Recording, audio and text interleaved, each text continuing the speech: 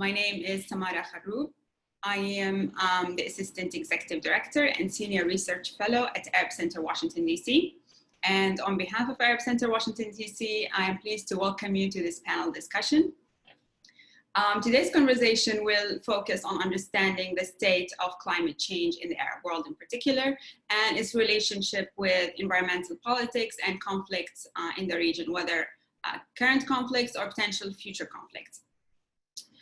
We know that for decades, the scientists have been warning about the effects of climate change and the accelerated rate of global warming.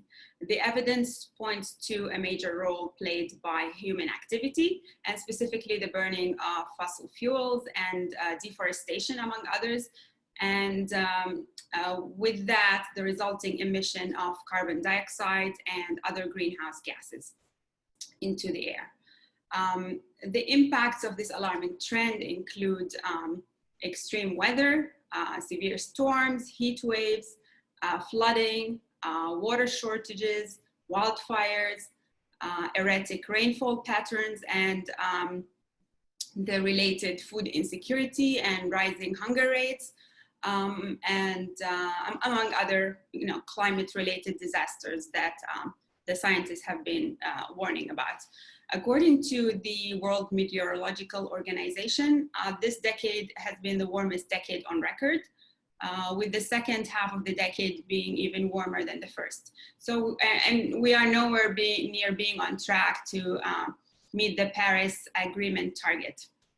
Many have referred to this as a climate emergency, and like with any other disaster or emergency, the poor and most vulnerable populations are most greatly affected.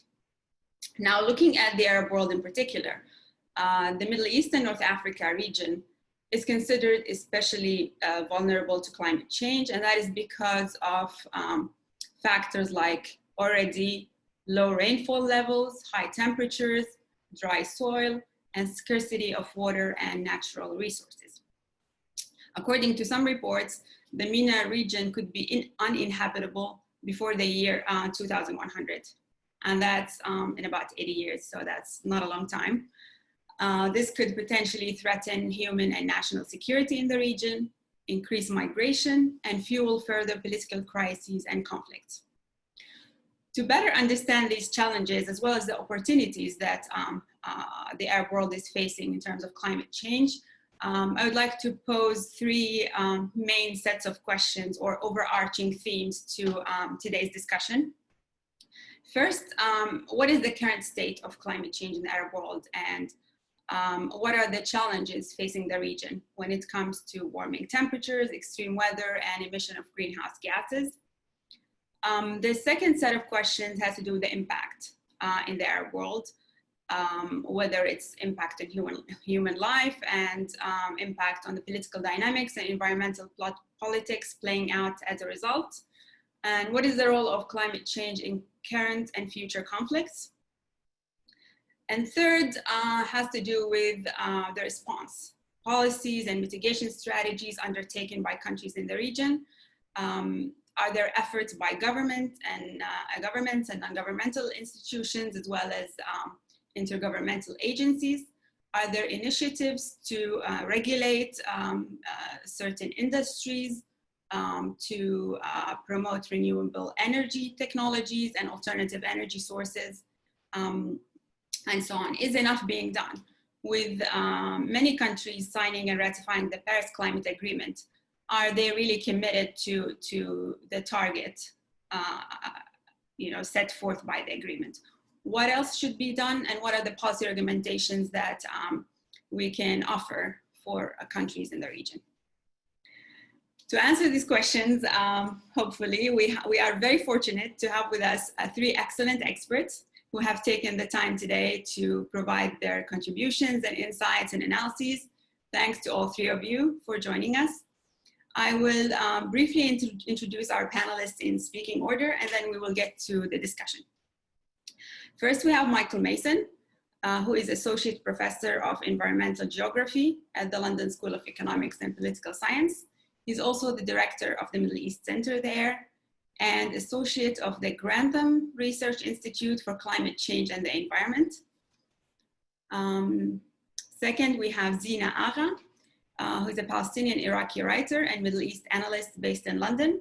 And she's a former US policy fellow at Al-Shabaka, the Palestinian Policy Network. We also have Marwa Daoudy, assistant professor of international relations at the Center for Contemporary Arab Studies and the Edmund Walsh School of Foreign Service at Georgetown University. Marwa is also a member of the Academic Advisory Board at Arab Center, Washington, DC. Thanks to all of you for being with us. Quickly, before I turn to our speakers for today, I would like to remind the viewers, you can send in your questions at any time through the Q&A feature on the Zoom platform. If you are watching live on our website, please send in your questions by email to events@arabcenterdc.org. It would be good if you can identify yourself and affiliation and indicate to whom your question is addressed, if it's addressed to a particular person on the panel. And we'll try to take as many questions as possible.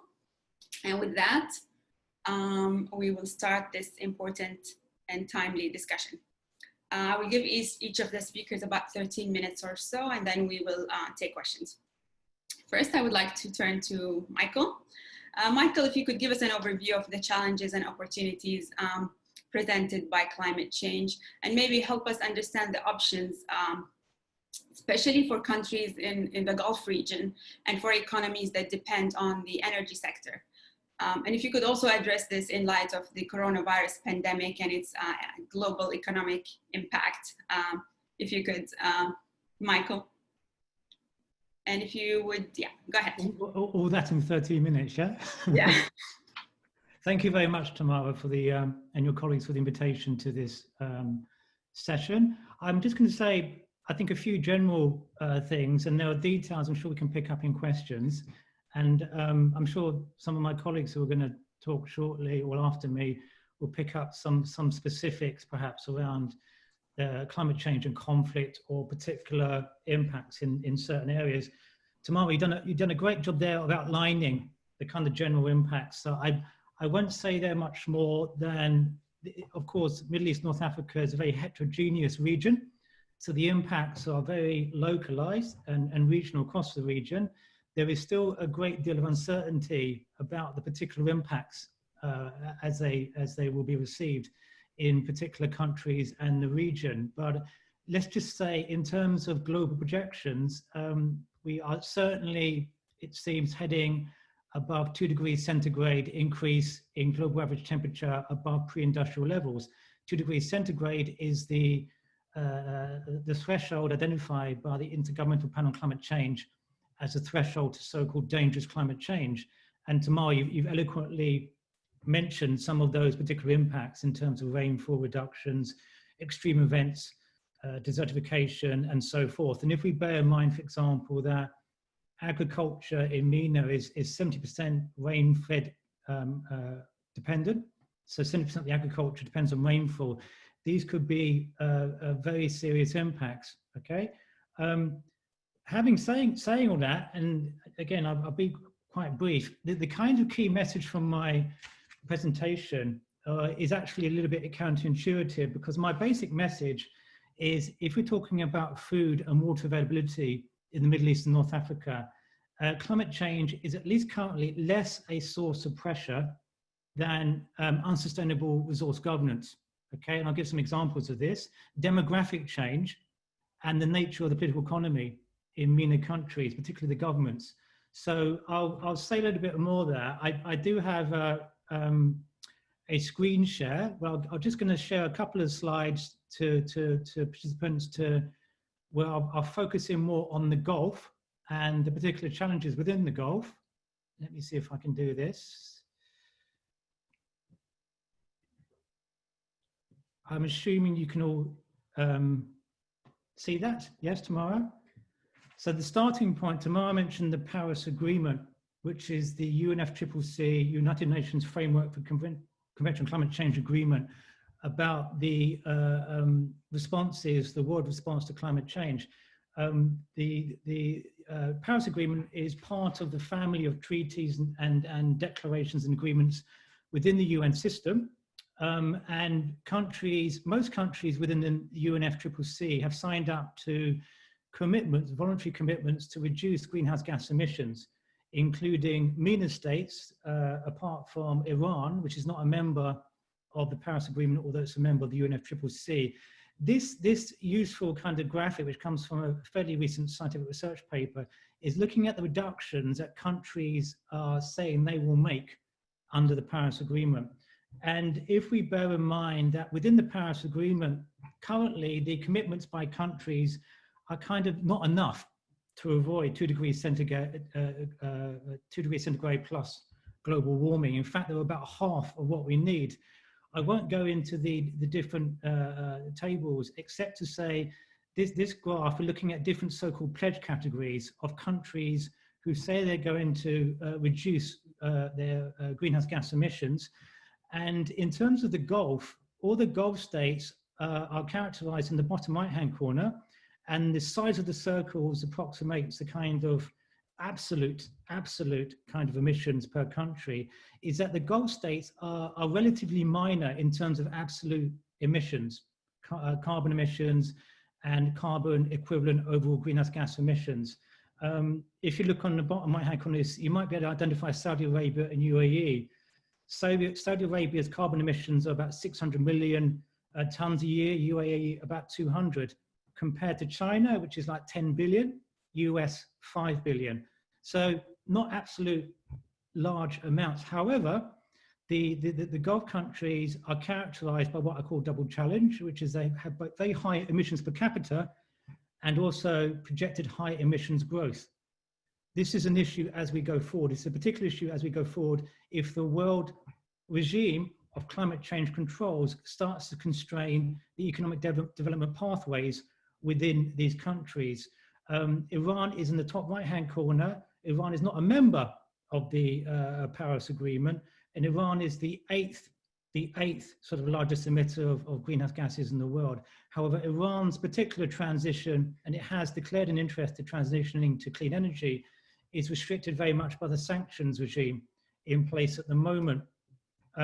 So the Middle East states, particularly the Gulf states, haven't made any kind of quantitative emission reduction targets. However, as Tamara said, they have committed to renewable energy, some significant commitments in renewable energy. We have the Mohammed bin Rashid Al Maktoum solar park in Dubai, at least as projected in the bottom right-hand corner. Yesterday, I heard about the announcement by a US company, Air Products and Chemicals, of plans to build a massive green hydrogen plant in northwest Saudi Arabia to produce green hydrogen, and that was announced as a $5 billion investment to produce up to 5 gigawatts of electricity from green hydrogen. So there are big investments happening. In terms of literature on this, though, the big investments are happening from the Gulf states with a high sort of sovereign wealth funds. So, for example, the Saudi investment in green sort of technology is funded through its public investment fund, which is its sovereign wealth fund. And similarly in UAE, where we have Dubai and Abu Dhabi, the sort of sovereign wealth funds investing in a major way in renewable energy. Jeannie Sowers, a US scholar who writes about this, has noticed in this climate change kind of policy making, there's a kind of absence of broader understanding of the politics of these sort of climate change commitments. And I think broadly, I've just published a paper with a colleague at LSE on climate policy integration in UAE and Oman. If anybody's interested, I can send them a copy of the paper, which is basically, although we have these significant renewable energy commitments, it seems to be, at least in terms of the sort of the wealthy Gulf states, that this green energy investment is motivated, I would say, as much by the kind of fiscal drive to increase the share of oil going to exports rather than transitioning to a clean green economy, although these countries generally have vision statements pronouncing a commitment to a move to a green sort of energy economic future. Some of the impacts, just thought I'd give you, because it's graphic and you didn't have to see the detail. Projected sea level rise, for example, for Abu Dhabi, from both 2 degrees warming, 4 degrees centigrade warming by the end of the century, with the 2 degrees on the right and the 4 degrees centigrade on the left, where you see this is significant for the Gulf states in terms of the extensive coastal infrastructure, particularly urban infrastructure. I haven't got much time, so I'll just give you also Dubai. Again, 2 degrees warming on the right, 4 degrees centigrade warming on the left. UAE is aware of these projected impacts. UAE is undertaking, and the Emirates, particular Emirates, are undertaking specific investments and strategies to try to mitigate these impacts. But at the moment, at least in terms of current investments, they would be overwhelmed by certainly by 4 degrees centigrade warming, and arguably also by a 2 degrees centigrade warming and the resultant sea level rise which results from that. So my message, which again is kind of counterintuitive given the title of the session, and I'm not saying that climate change is not significant. I'm not saying, your Commander-in-Chief, that climate change is not happening for US participants. However, I'm saying that in terms of water extraction, the major impact, the major kind of determinants of physical water scarcity are not climate change, at least not at the moment. So I've given you a slide talking about, giving you some figures for groundwater extraction in the Middle East, with large declines in groundwater reserves in Iraq, Kuwait, Syria, and Lebanon. Across the region, groundwater extraction typically exceeds the rate at which groundwater is sustainably replenished. Now, of course, this is not disconnected to climate change, because if rainfall reduces, the extent to which groundwater aquifers are replenished by rainfall is also reduced. So we have to start to make these connections. We can also talk about unregulated domestic transboundary water flows. Iran, for example, some of you might know about the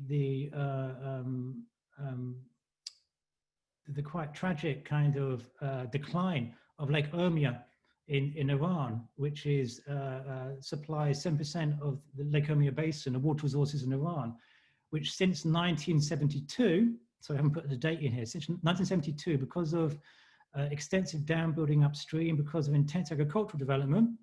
And interesting, this is a kind of intensification of water, which was continuous even after the Iranian Islamic Revolution. Okay, this kind of modernist paradigm of intensive water development has led to an 80% reduction in the surface area of Lake Urmia, an 80% reduction in volume. In Iraq has lost a third of its surface area of water in the last 30, 35 years. This far exceeds any impact from climate change, okay? Most of this loss of surface area of water is a result of upstream dam construction in Turkey and Iran. The Ilısu Dam in Turkey alone, which is on the right in this picture, could reduce flows into the Tigris River by over 50%. So again, just to emphasize, climate change is significant, but we must not avoid addressing and understanding the kind of major determinants of water scarcity in the region. And also, sometimes not really discussed, is demographic growth in the region. Here I've focused on the GCC and Mashrek countries. We're facing a major substantial increase in the GCC population. I'm using statistics from the UN from 2016, so probably the best kind of estimates that we have. The GCC population expected to go to 76 million by 2050. In the Mashrek countries, we're looking at a population increase from about 170 million at the moment to 300 million by 2050, although fertility rates are declining, okay? The reason this is an impact, of course, is the sheer weight of numbers, demands on resources, and associated with this is this demographic increase is associated with urbanization, increased urbanization in the region. Increased urbanization is changing the landscapes in the region into a water-intensive, water-thirsty kind of infrastructure. So those are just some key, I'll just try and stop sharing now and come back to you. I'm not sure of my timing. Am I still okay, Tamara? Have I got a chance to say anything? You can have one more minute if you like. Okay, just to conclude. So, and I don't know, maybe I can send you those slides if you want, if anybody's interested, or they can just contact me directly for those slides. So, as I said at the start, climate change is a significant kind of stress on the region. Marwa and Zena, who are talking after me, will say something perhaps about the sort of perception that climate change might be driving or at least intensifying conflict or instability in the region. So I won't talk so much about that, except to say that I think what they say about that is absolutely on the nail. But just to say that, lastly, that so climate change is significant, but if we're talking about water and food security, then we're looking at other factors. And the last factor I will mention is that physical water scarcity becomes less of a problem the more a country develops economically, because the more the country develops economically, the more it can import what we call virtual water, which is water embedded in food products from other countries. So one of the ways in which we can address increasing water scarcity, including from climate change, is economic development. And as we all know, unfortunately, many countries in the region are trapped not just in lack of development, but we're thinking about, for example, Gaza or Syria in de-development, in structural conditions which prevent any meaningful development. So I think we need to think about that political economic context. And I haven't mentioned in terms of political regimes, but perhaps we can come back to that in questions, except to say the more the regime system is authoritarian in a particular country, the less likely it has been historically to be open to responding to environmental pressures and grievances or issues addressed by the population and civil society groups, in as far as civil society groups are allowed to exist. Okay, I'll stop there. Thanks very much, Tamara. Thank you, Michael. And building on this issue of water scarcity, I would like to turn to Zena for the state and the impact of climate change, water politics, and the issue of climate justice in Palestine, Israel. Zena? Thank you very much, Tamara, and thank you, Michael, for that illuminating presentation, and also for the research that you've done, a lot of which my research has been inspired by. So what I'll be using my time for is to address the environmental and political impact of climate change in Palestine, Israel in particular. I'll begin by giving an overview of the situation, some of the political challenges facing particularly Palestinian, both Palestinian Authority and Palestinian society writ large in dealing with the threat of climate change, primarily the obstacle of the occupation. And then I'll address, depending on the time remaining, water and agriculture. And then hopefully we can come to recommendations later on, and perhaps in Q&A or something. I suppose the main point that I would like to impart in the short time that I have is that although Palestinians and Israelis physically inhabit the same sort of physical terrain, Palestinians living under occupation will suffer the effects of climate change much more severely. The ongoing Israeli occupation, which is now in its 53rd year, prevents Palestinians from accessing resources and pursuing measures to support climate change adaptation, which is sort of understood as the adjustment in human or natural systems in response to the effects of climate change. This will add pressure on both water, which is already an overexploited resource, and agriculture. And I, not sort of repeat a lot of what has already been said about the effects of climate change in the region. But can you hear me all right? Okay, I'm worried my internet's a bit dodgy. The main effects in the region are going to be increased temperatures, so it'll be warmer, and decreased precipitation, there'll be less rain, all of which will create more food and water insecurity. But I think the most interesting part of this this entire situation is the political impact. So Palestine's fragmented political landscape poses perhaps the biggest challenge to coping with the climate change effects on the region. So there are three different and often contradictory, conflicting, or even warring entities which govern the territory between the Mediterranean and the Jordan River. We have the Israeli government, which provides over the modern state of Israel, occupied Jerusalem, the occupied West Bank, the Golan Heights, and sort of the de facto control of Area C, and we'll see if annexation is announced, in which case they'll control a lot more. We have the Palestinian Authority, which controls areas A and B of the West Bank, and Hamas in the Gaza Strip. So the differentiated political and social reality has resulted in a really imbalanced experience towards the effects of climate change, and the ability to tackle it, and the ability to produce harmonized assessments and evaluations of its effects. Because of poor data collection. I have done has focused on Palestinians living under occupation, but actually the research I would have loved to have been able to do would be to look at Palestinian population writ large, and that includes Palestinian citizens of Israel and all Palestinians living within the territory of Palestine, Israel. But because of the way that research is conducted, I could only really study Palestinians living under occupation. So my research is primarily focused on them, but I just want to sort of demonstrate that this delineation, which separates the occupied Palestinian territories and divorcing it from historic Palestine, not only has a political imperative, it also has a sort of climate change impact as well.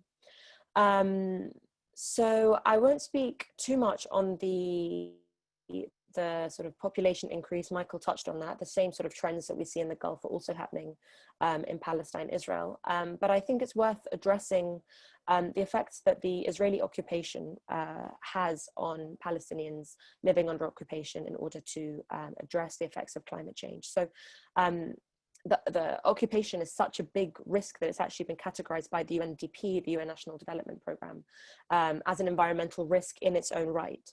And the way it manifests are there are restrictions on the free movement of peoples and goods, of course the apartheid wall, land grabs, settlement expansion, settler violence, poor Palestinian Authority leadership. All of these threaten Palestinian food and water security and concepts of climate change in the region and Palestinian vulnerability to it.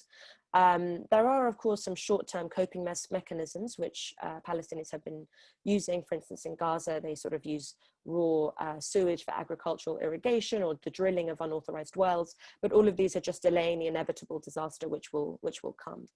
And often also have sort of extreme public health implications as well. Now, I think it's important to emphasize that the OPT, the Occupied Palestinian Territory, is subject to the international law of belligerent occupation. Israel, as the legal occupier, has a legal responsibility to meet the needs of the occupied population, which, according to the Hague Convention, includes the guardianship of natural resources, and the Fourth Geneva Convention prohibits the arbitrary destruction and appropriation of property and the destruction, removal, and disablement of civilian objects indispensable to the civilian population. So this sort of includes agricultural areas, drinking water installations, irrigation works.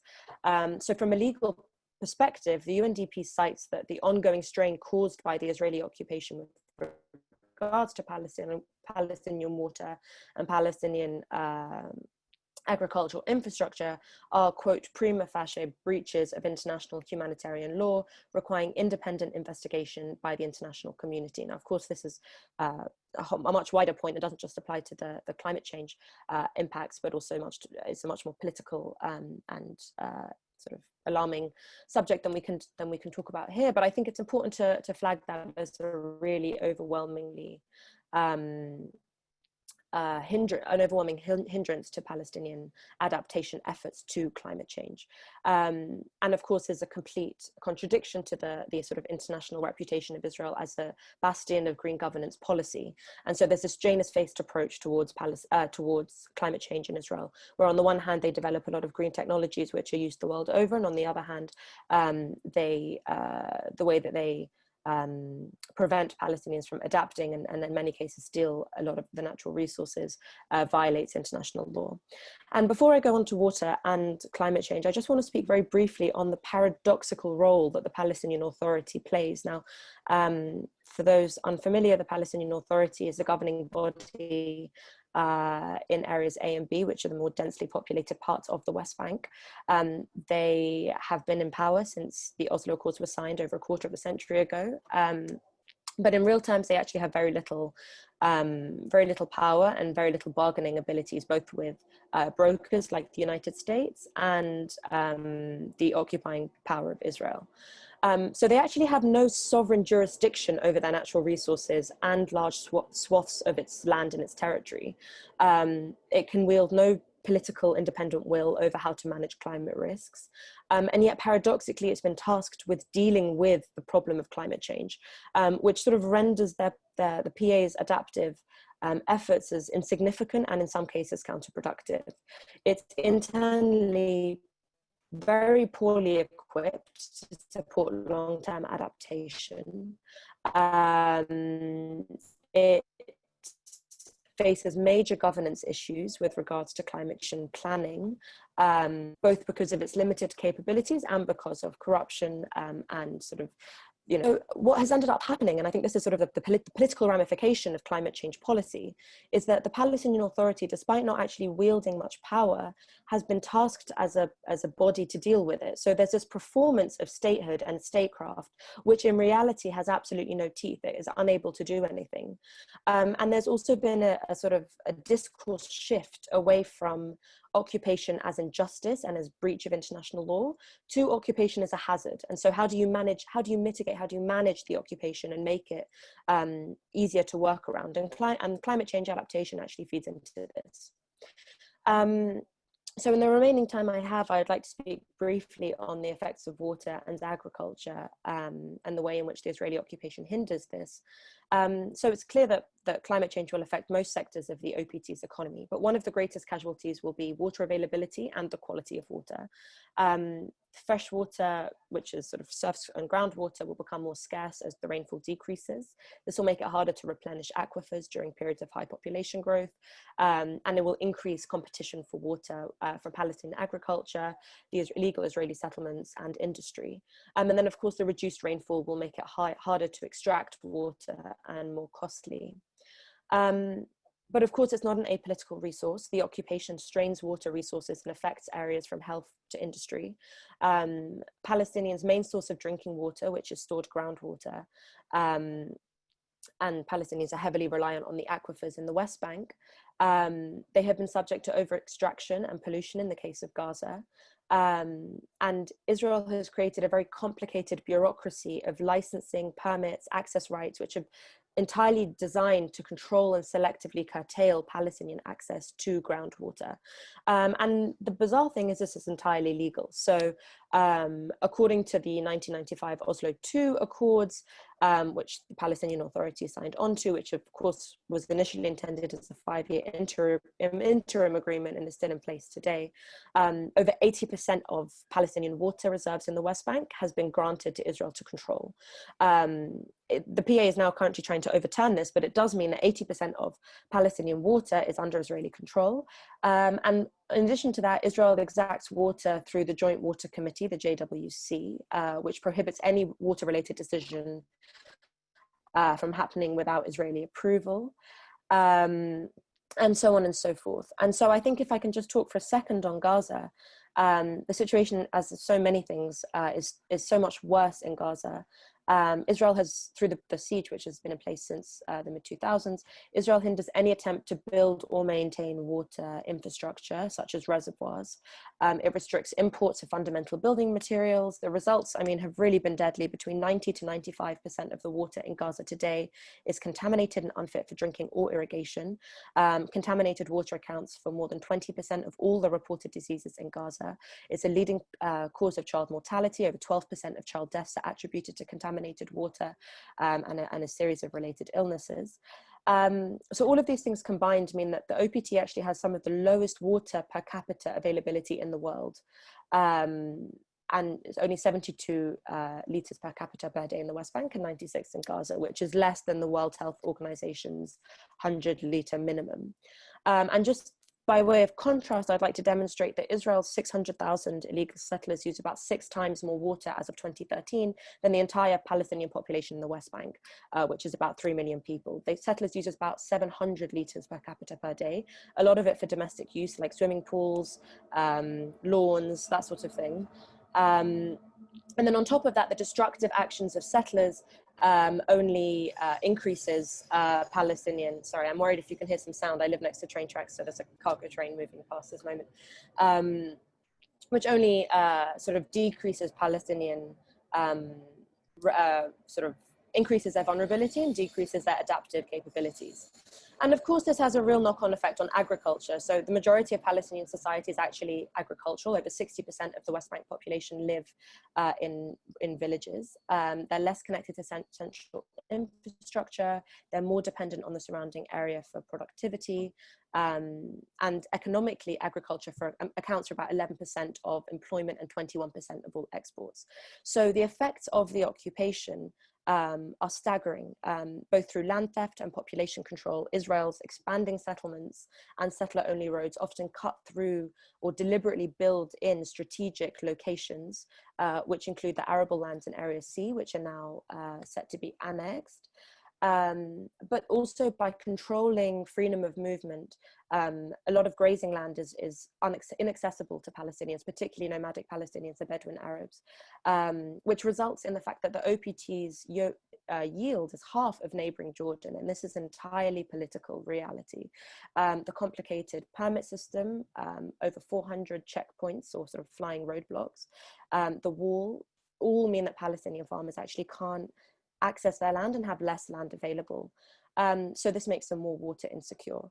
There are a string of recommendations which can be done, but this is really primarily a political issue. Sort of as Michael was saying, climate change is happening, but the way that governments deal with it is an entirely political manifestation. And so the sort of main message that I would like to talk, I hope that you take away from this is that despite sort of indiscriminate effects of climate change, through sheer political will and political ideology, we see in a really fragmented and stratified reaction to the effects of climate change in Palestine and Israel. Thank you, Zena. And now I would like to invite Marwa to share her remarks, focusing on environmental and water politics, human security, and specifically the example of Syria, if I'm correct. Marwa, go ahead. Yes, thank you, Tamara, for inviting me. I'll speak briefly about Iraq as well, although Michael has already addressed that.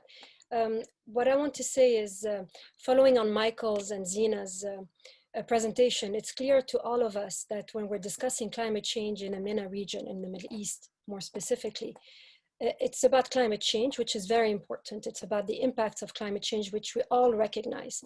But if we don't contextualize these impacts, if we don't look at the state of affairs in the Middle East, and clearly we have ongoing conflicts, and Zena mentioned clearly the situation of occupation in Palestine and the role it has on the human insecurity of the Palestinian population in accessing water resources. This is a generalizable feature. And I'll just start by saying, when we think about climate change, clearly the importance of agriculture is a core issue, considering that 70% is rain-fed. It's also critical because the agricultural sector is the largest employer in many Arab countries, including Syria and Iraq, and it contributes significantly to national economies. So climate change does matter, and I want to highlight that. I believe all of the panelists today are not climate skeptics, and we're not denying the importance of climate change. But I think it needs to be related to the presence of conflict, to power dynamics, to also the mismanagement and unsustainable practices, and also the pre-existing conditions of human insecurity, which get worsened in the context of climate change and the context of uncertainty. So I'll have two, in fact, common lines here in my discussion of Syria and Iraq, is the complexity of power struggles and the ramifications of conflicts at the interstate but also intrastate levels, which were both intertwined in the case of Syria and Iraq, and their impact on water scarcity as well, and human insecurity, and the weaponization of water resources in the context of climate change, which makes scarcity even more of a threat for the civilian populations. And I will look at it as water systems which served in the situation of the Syrian conflict, for example, and in Iraq as well, as a force equalizer capable of temporarily shifting the balance of power between warring parties. Now, at the sub and intrastate level, clearly there's an issue of mismanagement of the resources. In Iraq, we know that Iraq is on the verge of environmental collapse, breakdown, and of course, climate change is an additional pressure. According to the UN, Iraq's rivers have decreased to less than a third of their normal capacity. Specifically, the Tigris and the Euphrates rivers are expected to decrease their discharge by a shocking 50% by 2030 compared to the 1980s level. There's also an issue of water quality, increased salinization, which makes whatever quantity available inaccessible, unusable actually. There's also the issue of state collapse, mismanagement. There are unsustainable farming practices which have very detrimental repercussions on arable lands, affecting crop rotations and land use. There's also the issue of water weaponization, where we look at Iraq clearly. I mean, overpumping, but also targeting of water infrastructures during the 1990 and 2003 wars by the US and the coalition forces. Also domestic weaponization by Saddam Hussein against the marshlands in the 1990s. And also the Kurdistan regional government exploiting its upstream position within Iraq and often threatening to reduce downstream flows to pressure Baghdad. The IS Islamic State cells have also targeted water resources and put pressure on the central government to exercise increased power. At the Syrian level, clearly, my book, I just published a book where I looked at climate change and human security in Syria.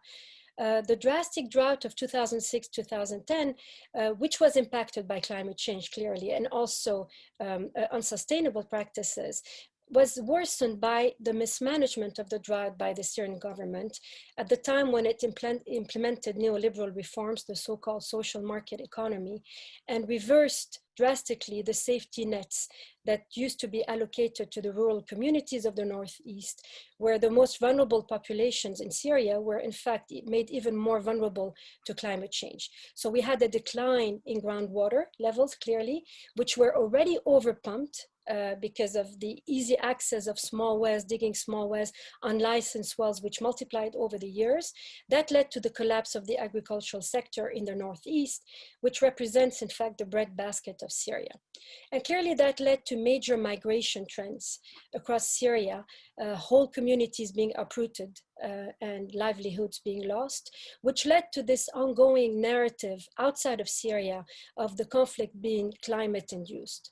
Now, clearly, what is important to note is climate change had an impact, but if you don't analyze climate change in the context of human insecurity, of unsustainable practices, of mismanaged government policies, we cannot understand what happened in the context of Syria.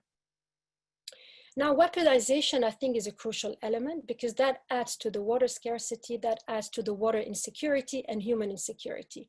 And in looking, I have a paper coming up with International Affairs where I look at water weaponization in the context of the Syrian conflict. And what is interesting here, all of the interstate and intrastate levels are intertwined again, and many actors are weaponizing the water resources. The central state, the Syrian central state, the PYD, the Kurdish affiliated Democratic Union Party, and of course the Islamic State over the previous decade. So the strategies are to attack and capture large infrastructures, transforming water as a military target and a goal, cutting water, or deliberate flooding and defensive fortification. This was done also by the Syrian regime and ISIS, and I'll get to some of the details if I have time. And also the delivery or the denial of basic infrastructure generated services by the state and the non-state actors. So clearly, all armed actors have weaponized water by destroying elements of a water system, causing damage that would otherwise have been beyond the military capabilities. So water resources, the use, the channeling has become a military tool in that sense. These strategies have been used at various times. I'll give a few examples. There were deadly battles in 2013 and 2014 between regime forces and opposition groups, which have considerably damaged water plants and sewage pipelines in Aleppo, Deir ez-Zor, Homs, Haba, Idlib, and Raqqa.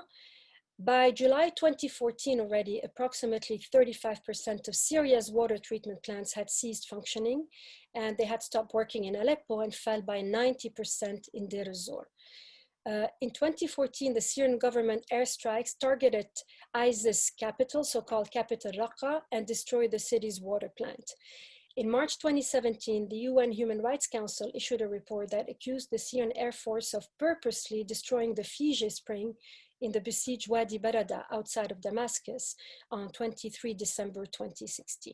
Clearly that constituted a military target because of the presence of armed group fighters, but the damage, according to the report, had a devastating impact on over 1 million civilians in both government and opposition controlled areas, deprived of regular access to water for over 1 month. Now, there's another strategy, which is flooding and supply cuts, water as an offensive tool. And during the Battle of Homs in 2012, the Syrian regime also used water access and distribution in the siege of the city to gain power over the population. In 2014, Aleppo's pumping station was destroyed, etc., etc. On the side of ISIS, the capture of large dams in Syria and Iraq was a very effective strategy to exercise, in fact, added power and to pressure local population and central governments. In 2014, ISIS flooded 22 villages and almost completely stopped the flow of water to the cities of Karbala, Najaf, Babil, and Qadisiyah, leaving millions of inhabitants without access to water. And it also displaced 40,000 people by flooding the city of Abu Ghraib and the farmlands around Baghdad. After conquering Mosul in June 2014, ISIS, in fact, briefly cut the residents' access to water and later applied the same strategy in the city of Kharroub.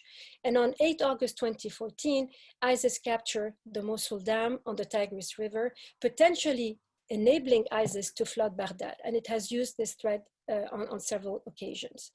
These dams, afterwards, ISIS also captured the Tishreen and the Euphrates, the Tabqa Dam in Syria, exercising pressure on the central government and again threatening to flood the populations if they were attacked by the US coalition later on against its forces.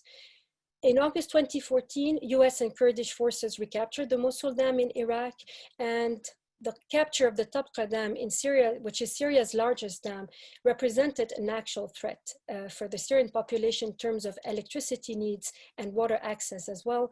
That was done in February 2013. It was also located 40 kilometers upstream of Raqqa, so the geopolitics of it is very important in the self-declared capital of the new so-called new Islamic State.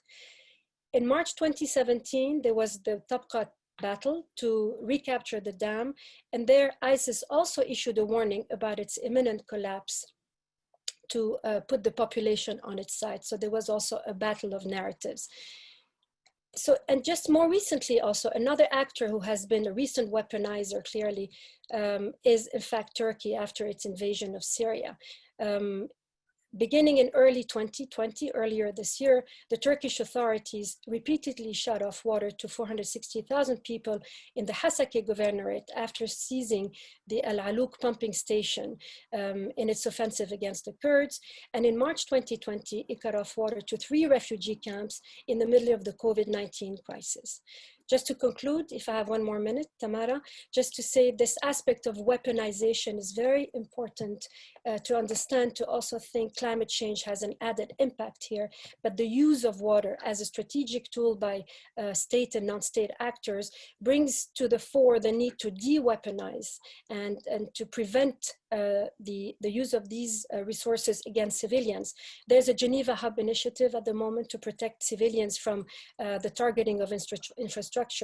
And again, to get back to your initial question about I answered the impacts and also the uses. What about the responses? And I think if we don't have a comprehensive intersectional approach to climate change by looking at the political context, by looking at the economic impacts, the sources of human insecurity, in addition to the environmental impacts, one cannot understand the forthcoming risks for the MENA region, for the Middle East, and for Syria and Iraq more specifically, and realizing also the conflicts are ongoing still. There is fragmentation in both countries, and the waters still are used as targets of war, impacting considerably the human security of the population. So we will need to focus on that as well. Thank you very much. Thank you, Marwa, for this. And thanks to all three of you for these eye-opening remarks. We have quite a few questions coming in. I think I would like to start with some general questions and then get to the questions about specific countries. As all of you have mentioned, the issue of mismanagement and weaponization of resources and the political context within which climate change is occurring. Well, my question is, do we expect to see, especially that the region is dependent on agriculture, do we expect to see more conflicts in the long term? And we have a question, a related question here from John Wiggs, whether armed conflict over food and water security in the region would change how the international community and international interests would politically engage with the region, strategically or else. I would pose these questions to all three of you. I don't know who would like to start. Michael? Sorry, I'd muted myself. I think Marwa's might say a bit in a minute, because she's just written a fantastic book about this in the Syrian conflict. I mean, in terms of some perceptions of the Syrian conflict as climate change induced or intensified, but we have to look at examining. I think this may not be a satisfactory answer, but the reasons for conflict in a kind of on a contextual basis, and I think it's quite difficult sometimes a bit dangerous to try to read from environmental conditions possibilities for conflict, because this is not to say that these may not intensify the environmental conditions, the grievances or the conditions which might lead to more conflict, but it's almost the other way around, in which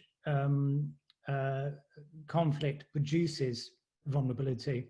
And if we think about in terms of international community response, I mean, that's the easier response, because the international community, at least in terms of the current situation, is not really concerned about reducing conflict in terms of the lives and livelihoods of the people of the region.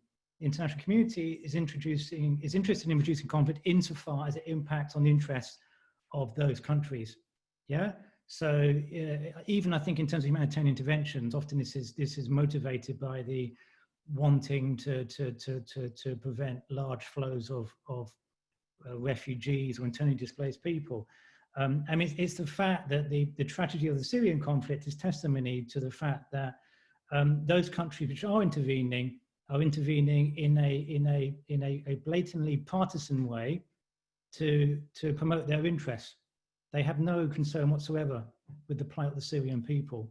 Yeah, they have their own kind of ideologies and interests, and it's a tragedy of international humanitarian law at the moment that it's been so weak in the sense of not ensuring that sort of conflict situations are regulated in any way whatsoever, and that we see, for example, the use of starvation, the use of siege in Syria, starving civilian populations, the destruction of hospitals, deliberate destruction of hospitals. So the second part is, unfortunately, at the moment, I can't see any way, unless some powerful nations in the international community take leadership on these issues, and we haven't seen that in the past decade. Yeah, you will not see China intervening from a kind of humanitarian perspective. At the moment, unfortunately, we're not seeing the US intervene from a humanitarian perspective. So I think the only prospect is maybe with a different US administration in the future. But so that sounds probably a little bit pessimistic. But I go back to if you want to understand conflict, we need to look at the conditions specific to each society, each country. And of course, those include resources. But I think almost more relevant than what resources are available is who controls the resources, who controls what happens to resources, and who controls how you make value from resources. So the political economy is a place to start, not the environment. I just wanted to say, there is a narrative now, which is about the climate security nexus. And here, discussing the impact of conflicts in the region and the interest of external actors, this is a narrative which is also constructed. And there's been a concern by external actors about climate change in the region as soon as there was a discussion of the potentiality of environmental refugees or migrants as flooding the rest of the world. And again, this is a potentially very dangerous narrative because again, we're penalizing people who have already been dispossessed of their livelihoods. And we're saying they are sources of instability.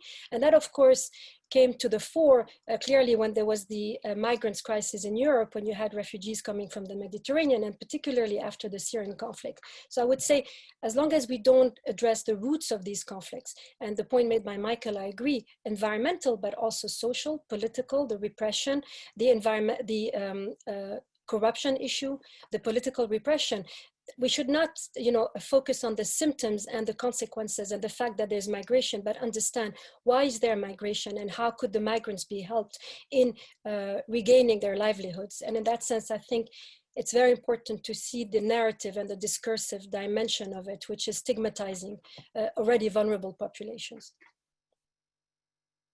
Okay, thank you, Marwa. Let me get through some of those questions. There's a question about Oman from Karim Al-Gindi for Michael. You've mentioned that, well, that's what Karim is saying. You've mentioned that the GCC countries have no quantitative emission targets. Doesn't Oman have one?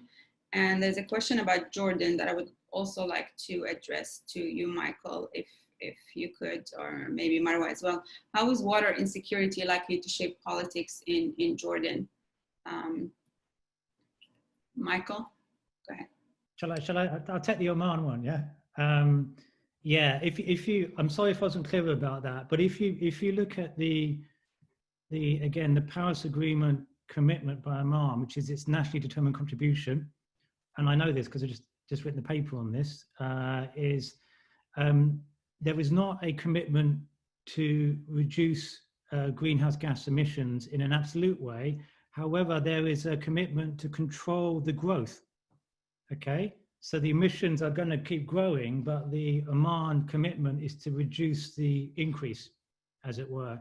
So we're not talking about a reduction in absolute emissions, but I should give credit to Oman, at least in terms of the commitment to, I think the commitment is to reduce the growth to 2% between 2020 and 2030.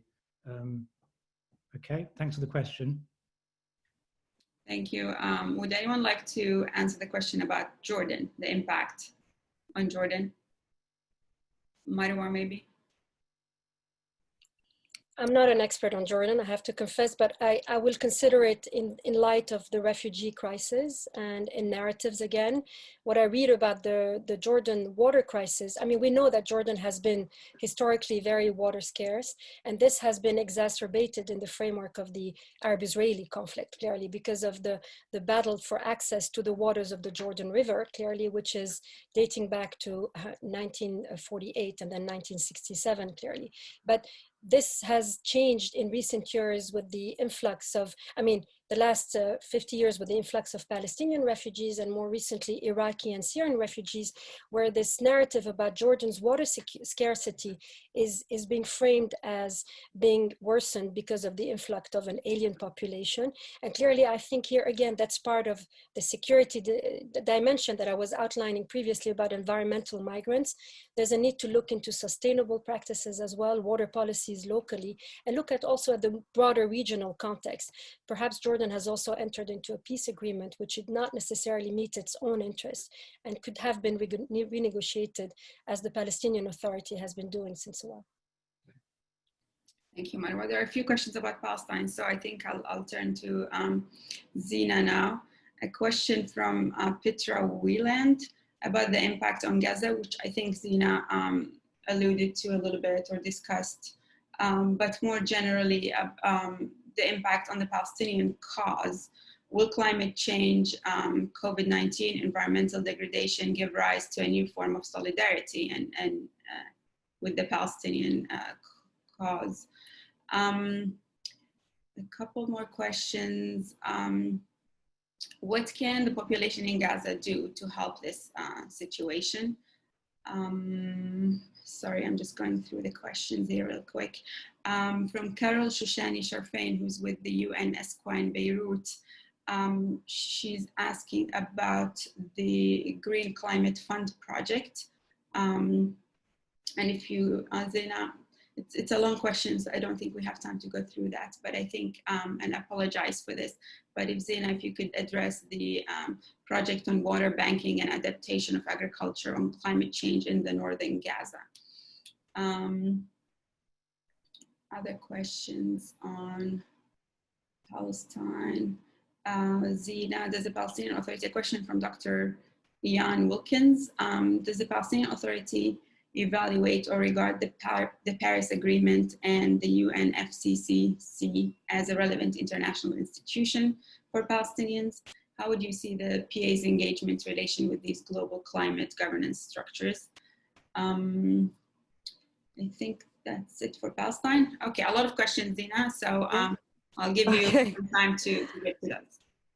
Sure, thank you, and apologies for my dodgy internet connection. I'll begin with the first question about solidarity. I mean, I get asked this question a lot when I give quotes to journalists. I think there's sort of an obsession with knowing whether this would lead to more solidarity, both within the territory, so within Palestinians and Israelis, but also international solidarity. And I think there are two very different answers according to each group. I think, you know, this, the political moment that we're in, particularly exemplified by you know, I mean, obviously the Black Lives Matter movement, but also a kind of shifting towards making Palestine a progressive issue, which is very much at the forefront of the policy conversation on Palestine in the US right now, that Palestine is a progressive cause. If you're for environmental justice, you're for Palestinian rights. If you're for, you know, racial justice, you're for Palestinian rights, and so on and so forth.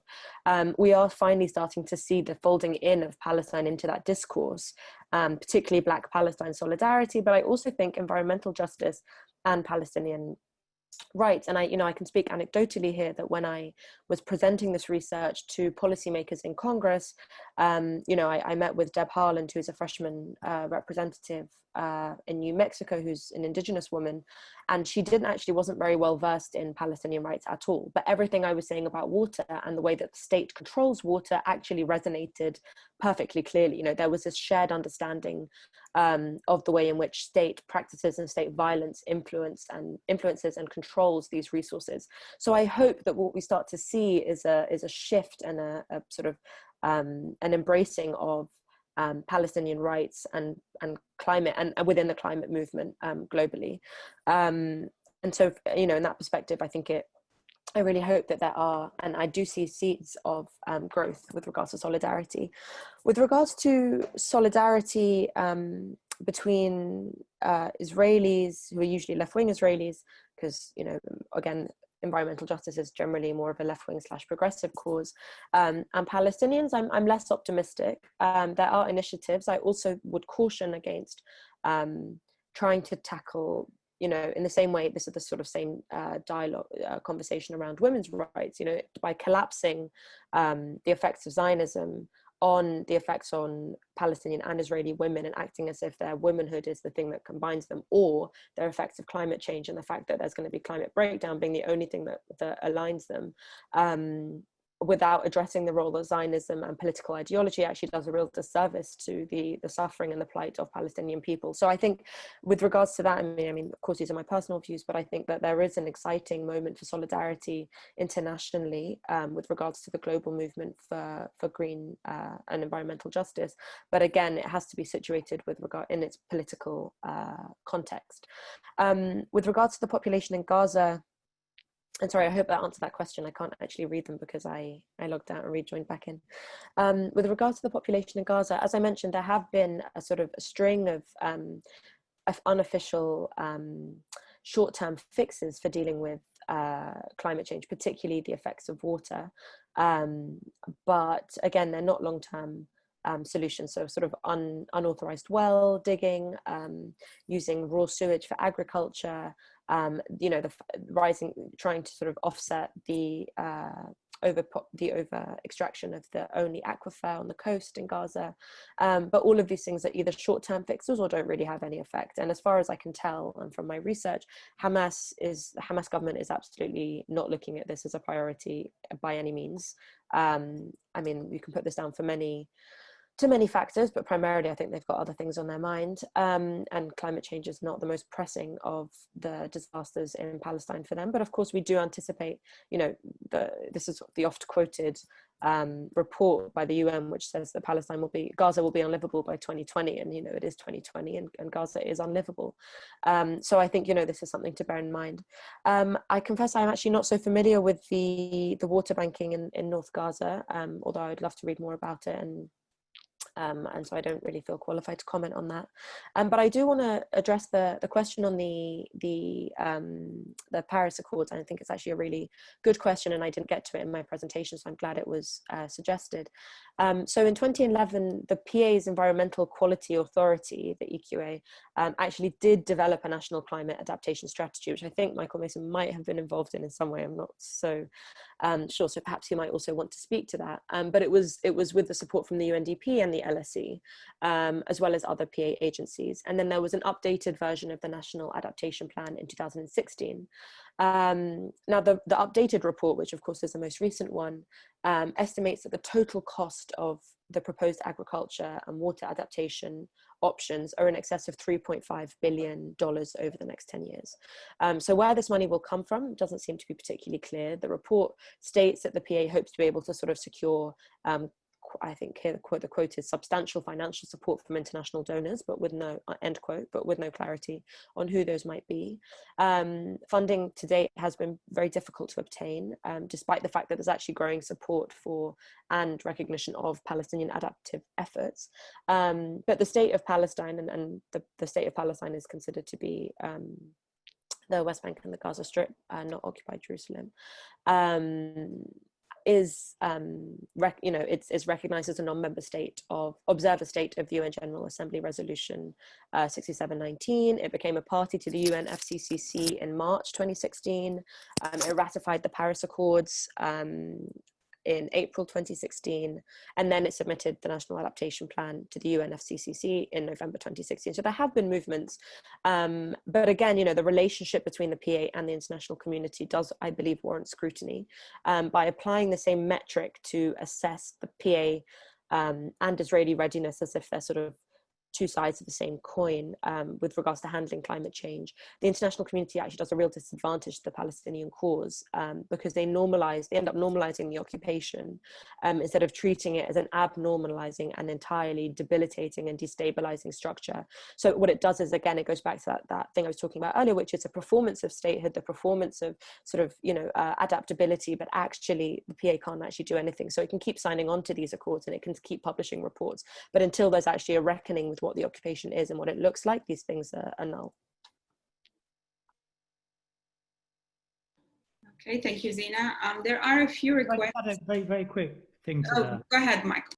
I mean, Zena's done a fantastic job with that, but Yeah, I was involved with the PA, with the early development of their climate change adaptation strategy. And just to say that was back in 2008 and 9. And the attempt to get Palestine accepted as a full party to UNFCCC was an important part of that work.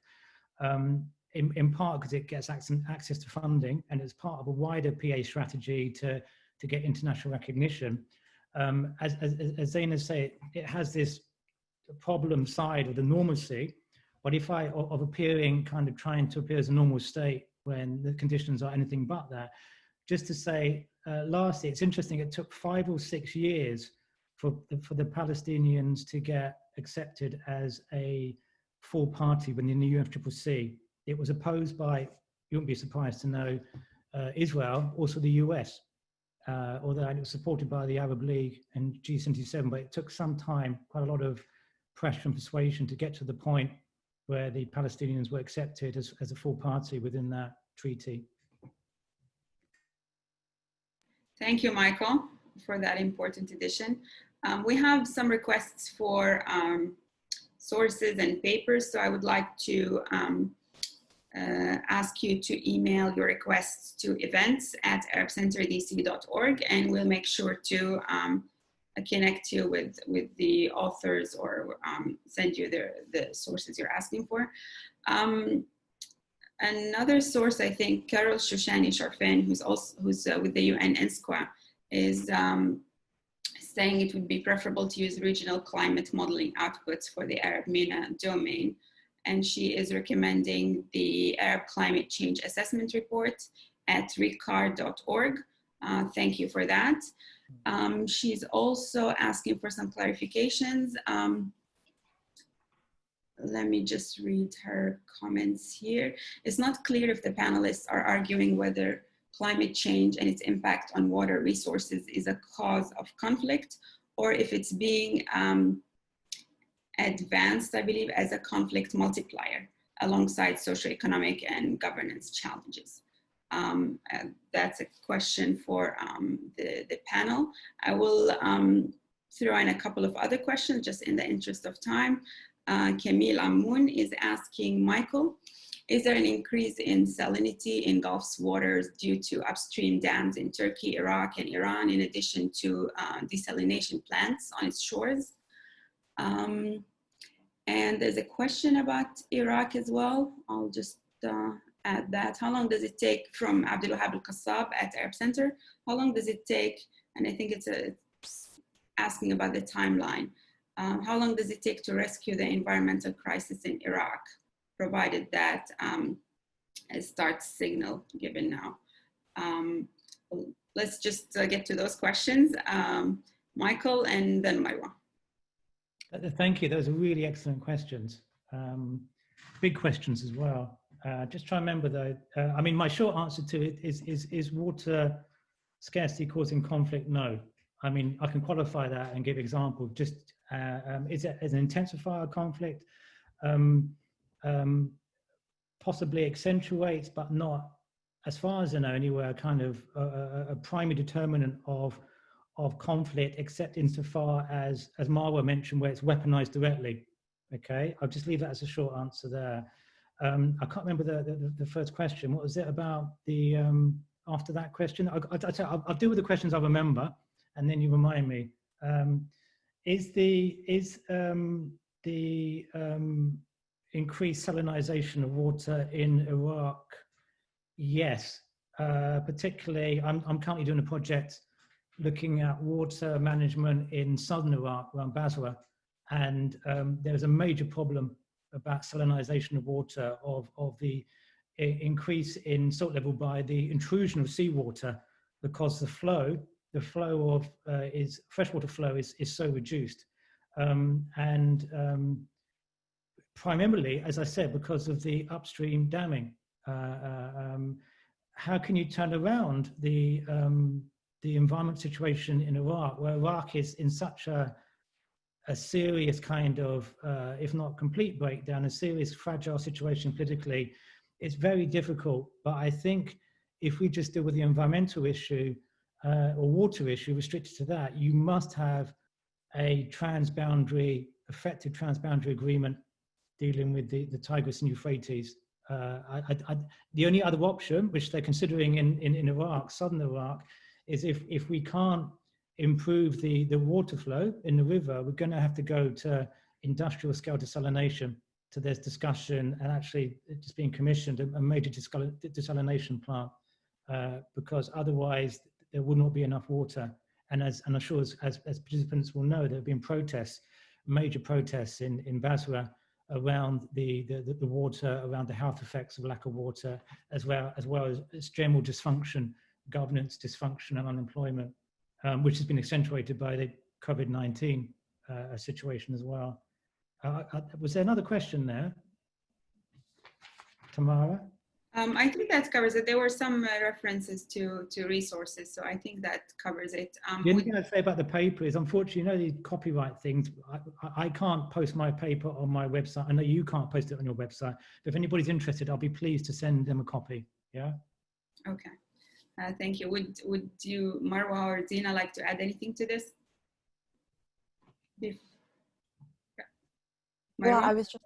Okay, go ahead, Zena. Sorry, just to say very quickly, I mean, the point about the climate change being a threat multiplier, I think, warrants a bit more attention. I think there's often this perception that sort of climate change is here and then politics is here, but actually, you know, whatever pre-existing conditions exist, climate change will draw them out further. And, you know, we're seeing this, you know, I mean, Gaza is actually a prime example of that. You know, that you have the blockade, you have poor governance, you have an international occupation, you have yada yada yada, and then at the core of it you have rising sea levels on a coastal aquifer which is salinating it. And so actually what would just be a direct consequence of climate change, which is the aquifer, it becomes a sort of a huge problem for the whole enclave because of all the political implications of that. So I think it does warrant that the power of climate change as a threat multiplier is almost the same as it almost being a cause, in the way that it spins everything out to a highly politicized dimension.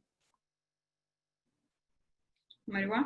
I'll add briefly to that to say I totally agree with these perspectives. Just to say that the threat multiplier has been used a lot in the media without really specifying what type of threat, what type of multiplication. So I disagree with the fact that climate change is a source of conflict, and clearly it worsens the pre-existing conditions of insecurity, and all depends also on the type of policies that would be implemented.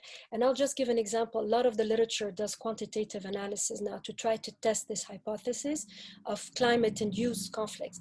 And the problem often, these quantitative studies, they look into areas or regions such as sub-Saharan Africa where you already have pre-existing conflicts. So there's an endogeneity issue here, just to confirm the link, you know, the causal link between the two. So again, I think it intersects with political context, with the economics, with the social aspects. And one should ask, why do some countries are impacted by climate change, but they don't experience conflict in that sense? So that again goes back to the political context and the policies that are implemented.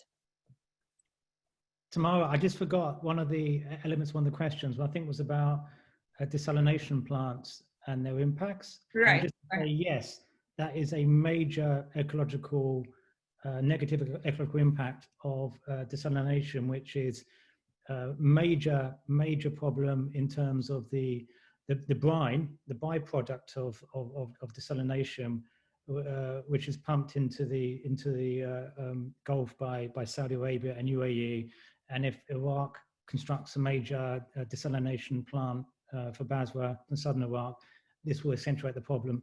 So this is not a many people talk about this as some kind of eco solution, industrial scale desalination, insofar as it's powered by fossil fuels. Even if it's powered by renewable energy, you still have that byproduct. Thank you. We have a few more questions. Let me just go through a few again. Francesco Balcastro from University of Derby is asking about the role of ideology in the mismanagement or weaponization of resources. Like he gives the example of food independence, modernity, making the desert bloom. And he's asking whether, or for example, like dams, whether these shape and inform how regimes manage change connected to climate change. He references Dr. Marwa Daoudy's book about Syria, but is asking whether this applies to other contexts. Another question is from Andrew Maciunas, I believe. What will it take to make existing actors lay down arms to address economic needs of populations of the region? I guess that's a big question, so I'll give you 1 minute each to solve the issue of the Middle East. Well, let's start with those, and then we'll see how much time we have left. So I'll jump in on ideology, Tamara, if I may. First, hi, Francesco, and thank you for your very excellent question. Actually, I outlined ideology as a major variable in my view in terms of the conceptual framework that I developed in my book to understand climate-induced human insecurity, but also the fact that climate intersects with the other factors. And for me, ideology is replicable anywhere else. In the case of Syria, going back to the Ba'athist ideology, it was about intensive irrigation for the purpose of food security. So that was driving also the policies, constructing large dams, intensive irrigation, which had its downside, which is over pumping of groundwater, salinization, etc. So, and again, moving on, shifting abruptly to the social market economy in 2005 toward neoliberal reforms, which completely disregarded the vulnerable population, the rural communities. In my view, this aspect of ideology, we can find it everywhere else. And I read recently a paper about Yemen and water scarcity in Yemen. And I was appalled to see that food insecurity before the current conflict was also a result of the fact that the Yemeni government had incentives to buy, instead of growing its own wheat, incentives to buy the subsidized wheat produced by in America, because it was much cheaper. So they shifted their crop towards more water consumptive products such as qat traditionally, but also fruit trees, etc. So this is again food sovereignty that we hear a lot about today, or food independence is another form of ideology, which is we don't only find in the Arab world. And I think this could be clearly replicated in other cases when it comes to looking into the impacts of agricultural policies and agricultural reforms and the impact of climate change on these. Thank you. Would anyone like to add anything to this? Michael? If I just say something about, again, a very, very big topic, but this idea of ideology is, I think that one aspect of the ideology which is crucial here, which is shared by many countries with different political ideologies, different ethnic, religious kind of belief systems and ideologies, is this what's been called the hydraulic mission for water-intensive agriculture development, dam building, major hydraulic infrastructure. This is a very modernist ideology, and this happens all the way across the world, but it seems to be in regimes, in political regimes which tend to or completely authoritarian, this kind of hydraulic mission is something which aids the centralization of power. And so we would expect to see it, for example, you see it in Turkey, how the hydraulic infrastructure is used to centralize power. So I think that's an important part of any situation to understand, to unpick that kind of so-called hydraulic mission as it relates to other ideologies.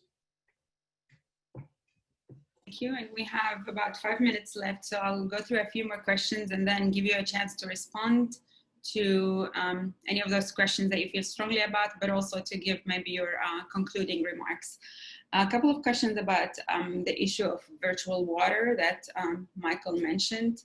Hussam Hussein is asking, how can we prevent rural to urban migrations, maintaining rural development, and prevent increasing youth unemployment? How can countries shift their economies and increase job creation in other sectors? Hussam is with the University of Oxford. Ian Chalmers is asking about food as a source of water. And that's a question, I think, to Zena as well, whether know if there's any traction in Palestine, Israel, to grow these foods and increase their dependence on water. If I understand the question correctly, but it's about the possibilities of food as a source of water in Palestine. The last question that I'll be able to get to, and I apologize, there are a lot of questions, in terms of what can the leaders in the region do? So just final recommendations for governments and leaders in the region to deal with these challenges that you've all mentioned, mostly political issues that you've discussed. And I'll give each one of you about a minute, if possible. Michael, would you like to start? Well, hi Hussam, we're in Oxford. Yes, very quickly, I think the only way we can do it is rural development, ways in which you can support rural development, which values what rural development does, including particularly in terms of protection of particular ecological assets, including water and land. And we're in a major issue at the moment, a problem of not valuing properly. It doesn't just mean economically, but also socially, the importance of rural economic development. And rural economic development can be a way in which you can hopefully allow a more balanced development in societies. What can leaders do? Be prepared to listen, and more importantly, be willing to be replaced. The willingness of a leader to be replaced, the willingness to sort of be subject to a popular vote is for me the crucial thing. Yeah, and that's not just, I don't mean it as somebody pushing democracy onto countries, but I think the more societies are open and listen to their populations, the more likely we're going to have more rational decision making ecologically. Thanks, Michael. Zena, would you like to give your concluding remarks? Sure. So I just on the question about food as a source of water, if these conversations have been happening, I haven't been privy to them. But I also will say that the Palestinian agriculture in Palestine and what Palestinians grow is actually a very political and culturally significant, aspect as well. Olives and the derivatives in food, soap, fuel, crafts, they're a staple of Palestinian homes. And, as of 10 years ago, in 2010, olive groves comprised about 85.3% of all the trees in the occupied Palestinian territory, and the olive sector contributed 15% to the rural agricultural income. So, and then of course we know that settlers frequently torch Palestinian olive groves, and the kind of olive tree has become this symbolic and cultural motif of resistance. It holds deep symbolism for Palestinians, Palestinian identity, and the sort of Palestinian fallahi, who is of course rural, being this sort of rootedness to the land. So I mean, whether or not this is environmentally sensible or not, I think is almost by the by. The sort of the highly politicized nature of Palestine means that almost every aspect of Palestinian output has a sort of political or cultural significance, I suppose. But also, I mean, just further to leaders, the question about what can leaders do, I think one of the things, particularly in Palestine, that we're seeing, but I know anecdotally in Iraq as well, I do some work in Iraq, my mother's Iraqi, but because of poor data collection. So in Palestine, this is a really big issue, but collecting regular and high quality data is a really, really big hindrance to getting a clearer picture of what's going on. And there are these new technologies, but they're not fully implemented either because of political machinations or because of sort of inefficiency. But what it means is that we actually, one of the hardest things is getting a very clear picture of what's happening, at what rate it's happening, where it's happening, to who it's happening, particularly in a place like Palestine, which is so fragmented in terms of governance and in terms of physically, the land's physically been carved up. Getting a clear picture is almost impossible, and the way that we can do that is by encouraging leaders to invest time and money into making sure that there's open access and high level data collection. Thank you, Zena. Marwa, you have the microphone. Yes, thank you. And thank you, Hussam, for your question. Clearly, the urban-rural divide is a crucial element here in understanding what is happening when climate change strikes. I think unemployment becomes a very crucial issue, poverty, but also corruption. And in that sense, the way to incentivize the younger generations to stay in the rural sector, because agriculture matters in the Arab world.